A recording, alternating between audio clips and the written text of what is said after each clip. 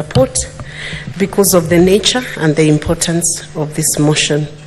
Honorable Speaker, we have been thrown into this position where we are at now by the demonstrations that were commenced by Gen Z. These are our children, Honorable Speaker. And Honorable Speaker, they have observed, they have seen how the governance is being carried out in the Republic of Kenya, Mr. Speaker, and they have found there are gaps and issues that have been wanting, Honorable Speaker. It's very regrettable, and I offer my deepest condolences, Mr. Speaker, to all the families who lost their children during this demonstration. It was uncalled for, Mr. Speaker, and maybe it could have been done in a much better way, because no life needed to be lost, Mr. Speaker. This nation has been in crisis in different times, but maybe the actors were different, Mr. Speaker, because one of the periods when this nation was in a crisis was when the new constitution, the Constitution 2010, was being made, Mr. Speaker. And the way it was crafted by the drafters of that constitution, Mr. Speaker, I look at Article 10 of the Constitution and I ask myself, if only the public sector, the state officers, public officers, the executive, the legislature, the judiciary had bound themselves to the national values and principles of governance in Kenya, would we still have been where we were at last week on Tuesday, Mr. Speaker? And in this Article 10, Mr. Speaker, we see the values and the principles that have been enunciated, Mr. Speaker, under the Constitution. And these principles are supposed to apply and be interpreted in line with any person or any state organ, state officers, public officers who are entrusted with public responsibility of performing any public duty. And these principles are supposed to apply across board and to any person who is given an opportunity to implement any public policy decision.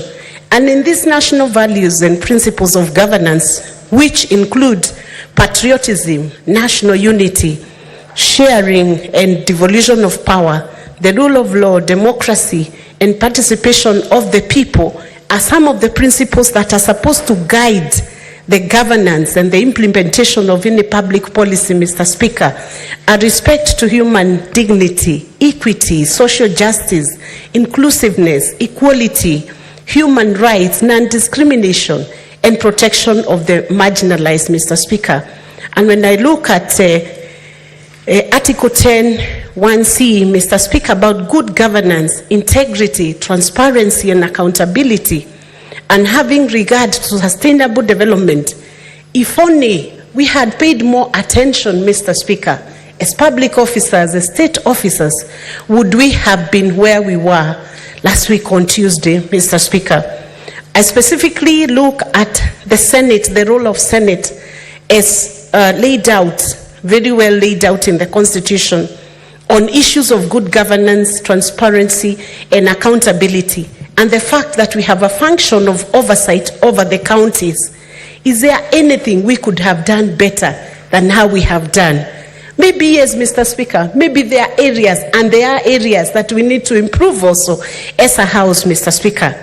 The storm we saw in this nation, sweeping this nation, Mr. Speaker, and Parliament being at the eye of this storm, it was also an indictment to the institution of Parliament. And I want to say, Mr. Speaker, and to follow what the other speakers have said, because today is not a day of competing on who gives a better speech or who does better debating than the other, I want to apologize that if we have failed as senators, Mr. Speaker, we are sorry. I am sorry, Mr. Speaker. Are there any tools that would have enhanced transparency, that would have slowed down issues of corruption? Mr. Speaker, I have served in other respects, even as a Secretary General of the ruling party, former Secretary General of the ruling party, Mr. Speaker. And I know for a fact it is possible to run a system without collecting a bribe from my own experience, Mr. Speaker.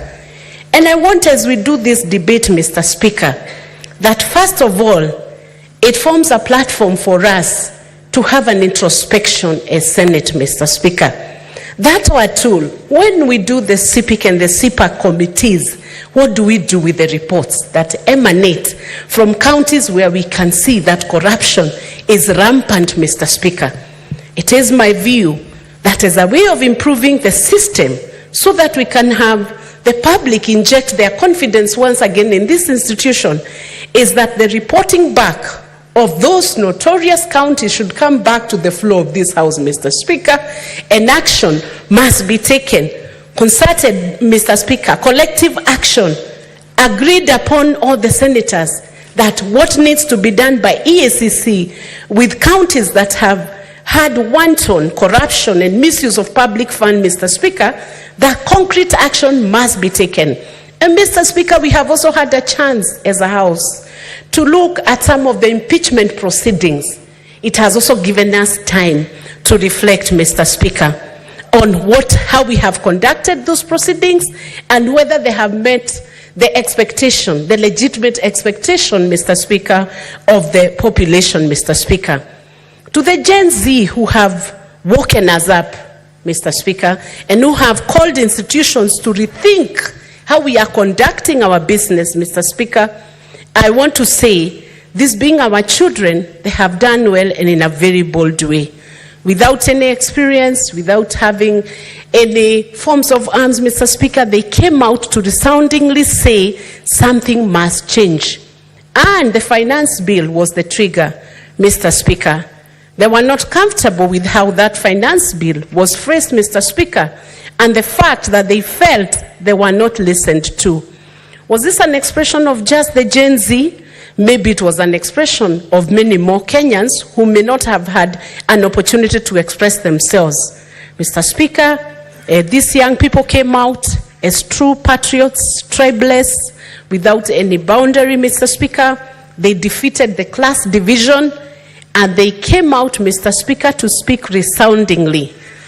My only unfortunate moment, Mr. Speaker, was when the demonstration was infiltrated and turned violent, Mr. Speaker, and there was a standoff between the demonstrators and the law enforcement and security officers, Mr. Speaker.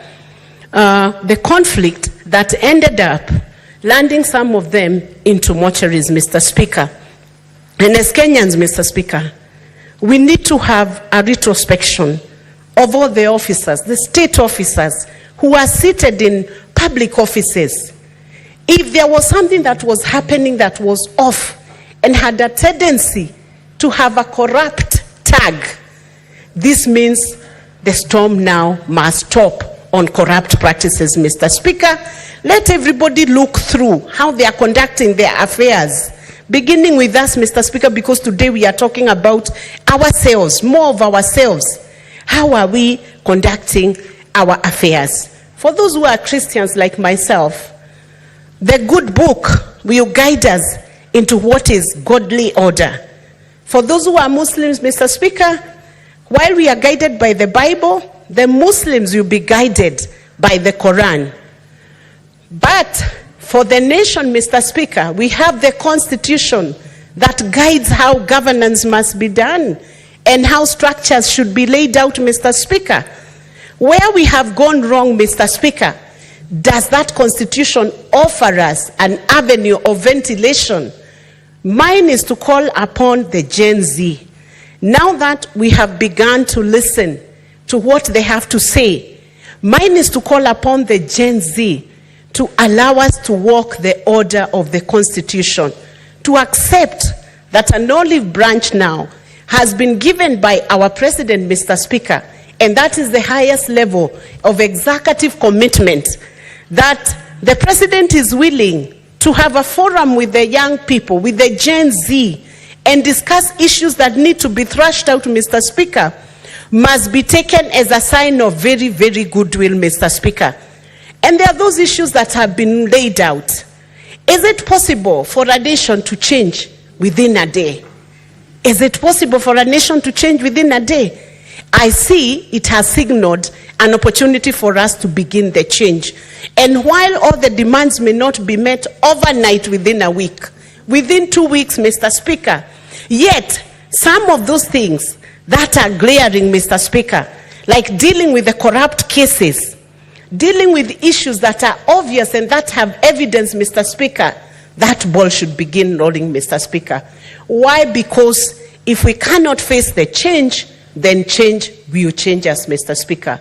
It is my view, Mr. Speaker, that if we can honestly face ourselves, the society to face itself, EACC to also come out of slumber, take up those files, prosecute those that need to be prosecuted where there is sufficient evidence, Mr. Speaker, that corruption has happened within institutions, Mr. Speaker, then even the GenZ will begin to see that we are serious and committed to upholding the dignity of every Kenyan, Mr. Speaker. Regarding the jobs, it is true, Mr. Speaker, the youth have faced a lot of unemployment, and I can only imagine how distressing, Mr. Speaker, this is when a young person has gone through schooling and has nothing to do, Mr. Speaker, and yet we are supposed to give solutions as leaders, Mr. Speaker. Those are issues that now need to be tackled in a different way. Is there bias in the way public office employs young people? Mr. Speaker, we need to straighten out the processes. We need to do things, Mr. Speaker, in a different way. And I want to specifically look at the suggestion that has been done by SRC for the raising the salary, Mr. Speaker, of the senators and members of parliament, Mr. Speaker. That proposal, while it may have been good because everybody needs a raise at any point when they are working, a worker needs to be motivated, the timing is so wrong and it is not needed, Mr. Speaker. Least of all by the honorable members. I haven't met one single member still, Mr. Speaker, and I'm only repeating this because it has been said, but we are repeating it to affirm the fact, Mr. Speaker, that none of these officers seated here today, none of these legislators had asked for that increment. And we would call upon the SRC to be a little bit more serious with their tasks. They have a heavy, their in tray is full with claims by intern doctors, Mr. Speaker, with claims from JSS, Mr. Speaker, the teachers in JSS, Mr. Speaker. Have those issues been handled yet? Are there opportunities where young people could be accommodated within the public sector where that available funding can then be disbursed towards supporting them, Mr. Speaker?